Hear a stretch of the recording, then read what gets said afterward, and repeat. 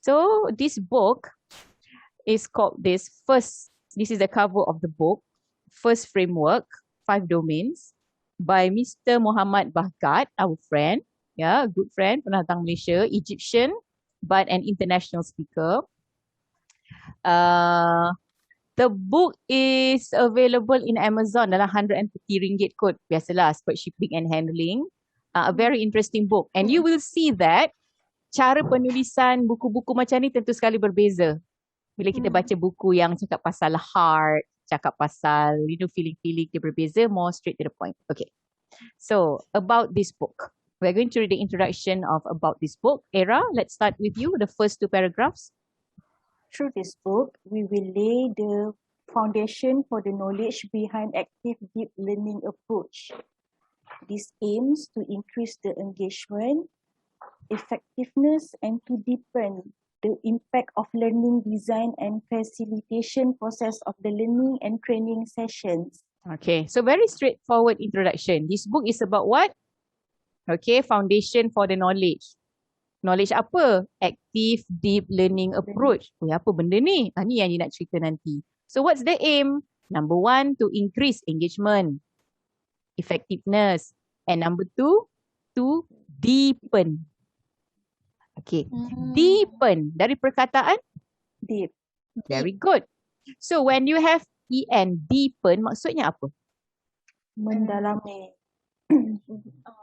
Very good. Menjadikan dia lebih dalam. Make it deeper. Kalau strength jadi strengthen. Oh, lebih kuat. Okay. Length jadi lengthen. Lebih panjang. Wide jadi widen. Lebih luas. Lebih luas. Yes.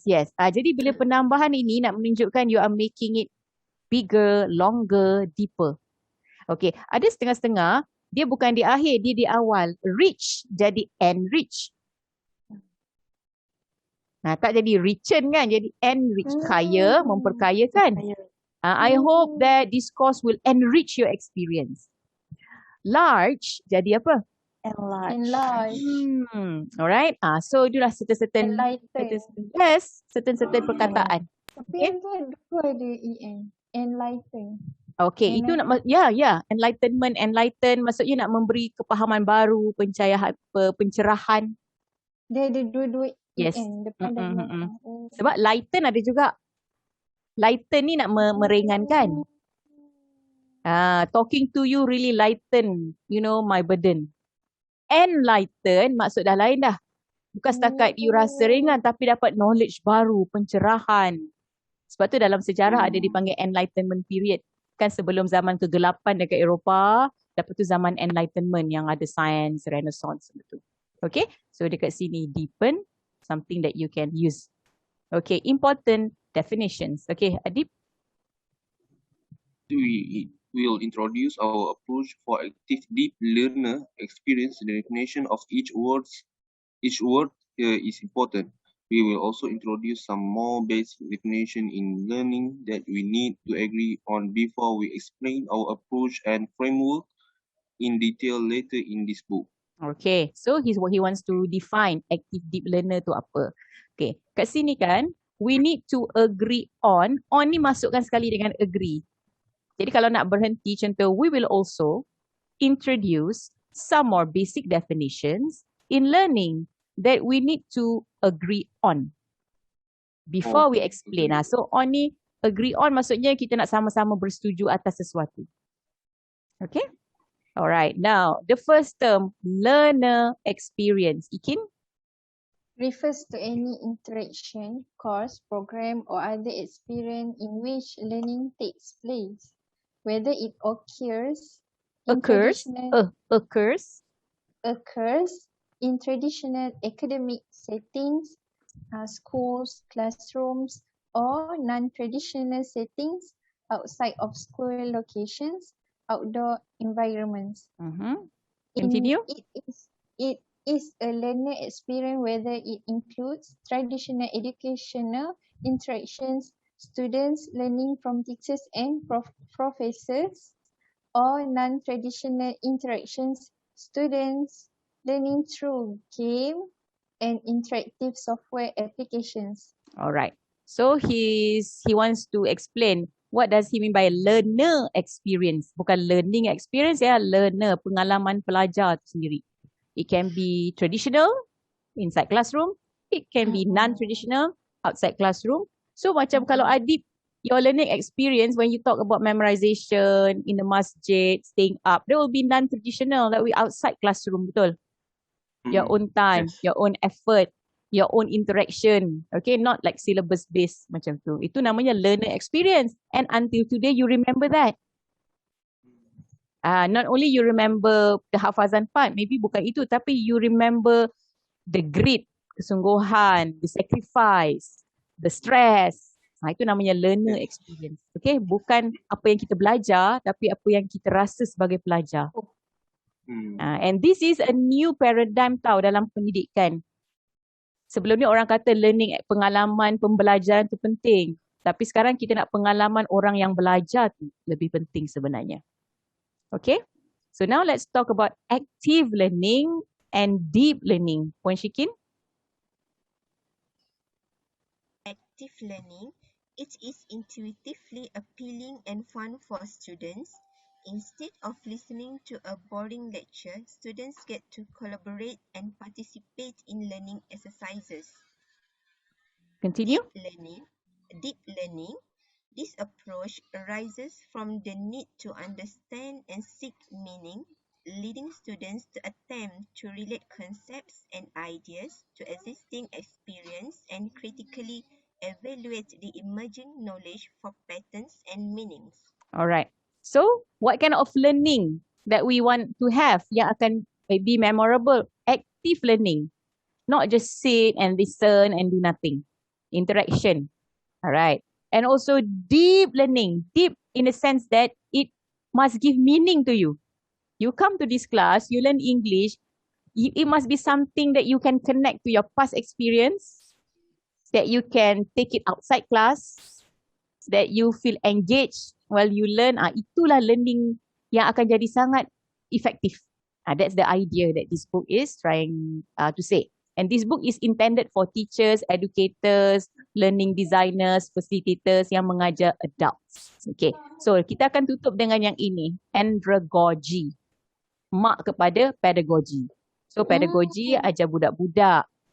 Ikin dia ajar kelas online mengaji tu pedagogy. Okay, now I'm teaching you guys, I cannot use pedagogy. Hancur kelas ini nanti. I must use andragogy.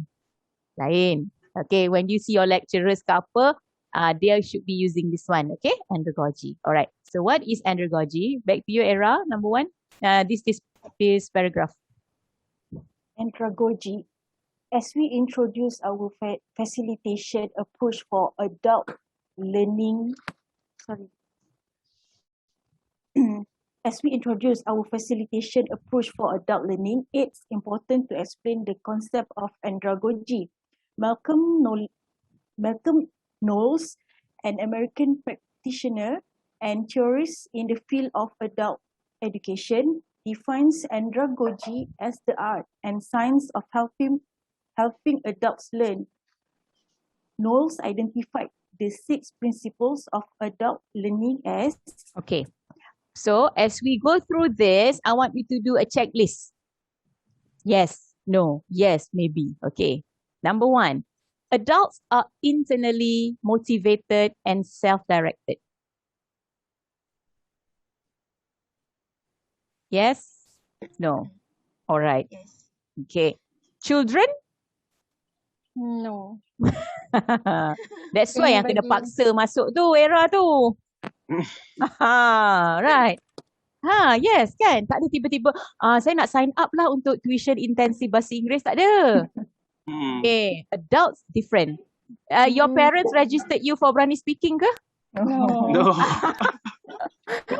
No. Internally motivated. Okay. Yes. Adults bring life experiences and knowledge to learner experience. You are a learner now. You have your experience learning with me and you are connecting. Patutlah macam ni. Oh, sebelum ni ingat macam tu. Oh, rupanya. Okay. Number 3, Hmm. adults are goal-oriented. Ada matlamat. Yes. You will do it if you have a goal. Yes. There must be a goal. Okay. Adults are relevancy-oriented. Must be relevant. There's some connection with what you want to learn and what you have to do. Yes. If it's not relevant, I'm not going to sign up for the course. Tiba-tiba kursus asas tani, meniaga, whatever. Tak ada kena mengena kan? Tak ada. Unless you want to know that. Adults are Yes. practical. Yes. Janganlah Kok Syah nak mengajar sastra, teori, whatsoever. Tak adanya. Hamlet, Shakespeare, How tak ada to practical. practice. Something and I will choose. Grammar ni practical kena tahu. Yang ni tak payahlah, yang ni simpan. Yang ni takut nanti tersilap, yang ni patut tahu. So practical. Adult learners like to be respected. Yes. Yeah. Tak ada tiba-tiba, okay korang semua ni, kenapa tak buat kerja ni? Tak hantar pun test audio. I tunggu-tunggu. Tak ada. Oops. No. Rasa. Kita sempat lah. Kita selit kan. Like that. Itu seni, right? But Pedagogi. children, tak ada pula children terasa. Ada ke children terasa, Umi tadi cikgu tak panggil saya Cik Puan pun dalam kelas. Dia tak hormat. Tak ada. Dia budak kan. So here will be the difference. Okay. But I want you to notice that when you read books like this, you notice that it's very straightforward.